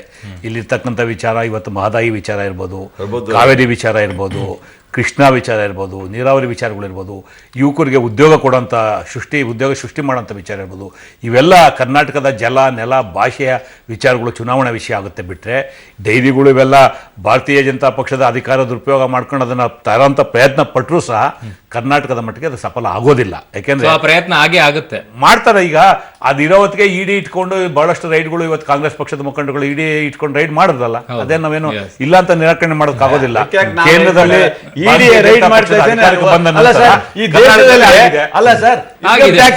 ರೈಡ್ ಮಾಡ್ಲೇಬಾರ್ದಾ? ಒಳ್ಳೆ ಕಥೆ ಆಯ್ತಲ್ಲ. ನೀವು ಸತ್ಯ ಯಾವಾಗಿದ್ರು ಕೈಯಾಗಿರುತ್ತೆ, ಸತ್ಯ ಯಾವಾಗಿದ್ರು ಕೈಯಾಗಿರುತ್ತೆ. ಒಳ್ಳೆ ಕಥೆ. ಅದಕ್ಕೆ ಸಿದ್ದರಾಮಯ್ಯ ಅವರು ಇಲ್ಲಿ ಲೋಕಾಯುಕ್ತನ ತೆಗೆದುಬಿಟ್ಟು ಅನ್ಯಾಯ ಮಾಡಿ ಹಾಕ್ಬಿಟ್ರು ಈ ರಾಜ್ಯಕ್ಕೆ. ತಮ್ಗೆ ಬೇಕಾದ ವಿಷಯದ ಮಾಹಿತಿ ಇಲ್ಲ, ಅಧ್ಯಯನ ಇಲ್ಲ. ಕೇಂದ್ರ ಸರ್ಕಾರ ತರ್ತಾ ಇರತಕ್ಕಂಥ ಲೋಕಪಾಲ ಕಾನೂನಿನಲ್ಲಿರ್ತಕ್ಕಂಥ ಅವಕಾಶ ಇದೆಯಲ್ಲ, ಲೋಕಾಯುಕ್ತದಲ್ಲಿ ಒಂದು ಆ್ಯಂಟಿ ಕರಪ್ಷನ್ ಬ್ಯೂರೋ ಅಂತ ತನಿಖಾ ಸಂಸ್ಥೆ ಇರಬೇಕು ಎಂಬುದು ಈ ಕೇಂದ್ರದ ಮುಂದಿರ್ತಕ್ಕಂಥ ಬಿಲ್ನ ಒಂದು ರೂಪುರೇಷೆ. ಅದನ್ನೇ ಇಲ್ಲಿ ನಾವು ಲೋಕಾಯುಕ್ತವನ್ನು ಪ್ರಥಮವಾಗಿ ತಂದವರು 20 ವರ್ಷದಿಂದ ರಾಮಕೃಷ್ಣ ಹೆಗಡೆ ಅವರು. ಈಗ ಲೋಕಪಾಲ್ನಲ್ಲಿ ಬಂದಿರತಕ್ಕಂಥ ಸಲಹೆ ಸೂಚನೆಗಳ ಆಧಾರದ ಮೇಲೆ ಕ್ರಮವನ್ನು ಕೈಗೊಂಡಿದೆ. ಸುಪ್ರೀಂ ಕೋರ್ಟ್ ಕೂಡ ಈ ಅಭಿಪ್ರಾಯವನ್ನು ಮಾನ್ಯ ಮಾಡಿದೆ. ಒಂದು ನಕಾರಾತ್ಮಕ ರಾಜಕಾರಣ ಮಾಡತಕ್ಕಂಥ ಮನಸ್ಥಿತಿ ಇರತಕ್ಕಂಥ BJP ಮತ್ತು ನನ್ನ ಗೆಳೆಯರಾದ ರಮೇಶ್ ಬಾಬು ಅವರು JDS ಇದೆಯಲ್ಲ, ಈ ನಮ್ಮ ವೈಫಲ್ಯಗಳ ಮೇಲೆ ತಾವು ಬದುಕಬೇಕು ಎಂಬತಕ್ಕಂಥ ಒಂದು ವಿಚಾರ ಮಾಡ್ತಾ ಇದ್ದಾರೆ. ನಾವು ನಮ್ಮ ಕಾಂಗ್ರೆಸ್ ಮಾಡಿದ್ದು ಅದನ್ನ ಒಂದು ನಿಮಿಷ ಕೇಳ್ರಿ. ಹೇಳಿ ಸರ್, ಹೇಳಿ. Don't be pre determined.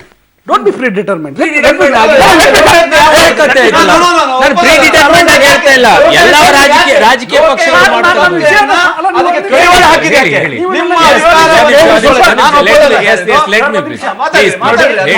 ವಿಚಾರವನ್ನ ಮಾಡುವ ಸಂದರ್ಭದಲ್ಲಿ ನೀವು ನಿಮ್ಮ ಅಭಿಪ್ರಾಯವನ್ನೇ ನಮ್ಮ ಪಕ್ಷದ ಬಗ್ಗೆ ಹೇಳೋದಾದ್ರೆ ನನ್ನ ಹೇಳಿಕೆ ಅಭಿಪ್ರಾಯ ಅಲ್ಲ.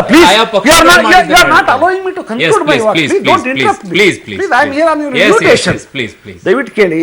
ನಾವು ನಕಾರಾತ್ಮಕ ರಾಜಕಾರಣದಲ್ಲಿ ನಮ್ಗೆ ಆಸಕ್ತಿ ಇಲ್ಲ, ಅಥವಾ ನಾವು ಸಾಧನೆಯ ಆಧಾರದ ಮೇಲೆ ಕಳೆದ 4 ವರ್ಷದಲ್ಲಿ ಏನು ಸರ್ಕಾರ ಸಾಧನೆ ಮಾಡಿದೆ, ಏನು ಜನರಿಗೆ ತಲುಪಿದೆ ನಮ್ಮ ಕಾರ್ಯಕ್ರಮಗಳು, ಅನೇಕ ಕಾರ್ಯಕ್ರಮಗಳು. ನಾವು ಕಳೆದ ಚುನಾವಣೆಯಲ್ಲಿ 163 ಆಶ್ವಾಸನೆಗಳಲ್ಲಿ 145 ಆಶ್ವಾಸನೆಗಳನ್ನು ನಾವು ಮಂಜೂರು ಮಾಡಿದ್ದೇವೆ. ಇದ್ರ ಜೊತೆಗೆ ಚುನಾವಣೆ ಅಂತಂದ್ರು ಗುಂಡ್ಲುಪೇಟೆ ಮತ್ತು ನಂಜನಗೂಡು ಶಾಂಪಲ್ ಇದೆಯಲ್ಲ, ಜಾತಿ ರಾಜಕಾರಣ ಮಾಡಕ್ ಹೋಗಿ ಏನೇನೆಲ್ಲ ಆಯ್ತು ಅಂತ. ಗುಂಡ್ಲುಪೇಟೆ ಮತ್ತು ನಂಜನಗೂಡು ಕರ್ನಾಟಕದಾದ್ಯಂತ ರಿಪೀಟ್ ಆಗತ್ತೆ. ಅಖಿಲೇಶ್ ಅದು ಒಂದು ಟ್ವಿಟರ್ ಅಲ್ಲಿ ಹೇಳ್ತಾರೆ, ನಾನಾ ಕರ್ತೆ ಪ್ಯಾರ್ ತುಮಿಸೆ ಕರ್ ಬೈಟೆ ಅಂತ ಹೇಳಿ ನಿತೀಶ್ ಕುಮಾರ್ ಅವ್ರಿಗೆ ಒಂದು ಡೈಲಾಗ್ ಅನ್ನ ಟ್ವಿಟರ್ ಅಲ್ಲಿ ಕೊಟ್ಟಿದ್ದಾರೆ. ಹಾಗಾಗಿ ಕರ್ನಾಟಕದಲ್ಲಿ ಇದೇನಾದ್ರೂ ಬೇರೆದವ್ರ ಜೊತೆ ವರ್ಕೌಟ್ ಆಗ್ಬಿಡುತ್ತಾ ಗೊತ್ತಿಲ್ಲ. ಆದ್ರೆ ಬಿಹಾರದಲ್ಲಿರುವಂತ ರಾಜಕೀಯ, ಕರ್ನಾಟಕದಲ್ಲಿರುವಂತ ರಾಜಕೀಯಕ್ಕೂ ಅಜಗಜಾಂತರ ವ್ಯತ್ಯಾಸ ಇದೆ. ಆ ಮ್ಯಾಜಿಕ್ ಇಲ್ಲಿ ವರ್ಕೌಟ್ ಆಗುತ್ತಾ ಇಲ್ಲ ಕಾದ್ ನೋಡೋಣ. ಇದು ಹೊತ್ತು ವಿಶೇಷ ನೆನಪಿಲ್ಲಿ ನ್ಯೂಸ್ ಅಂದ್ರೆ ಪಬ್ಲಿಕ್ ಟಿವಿ.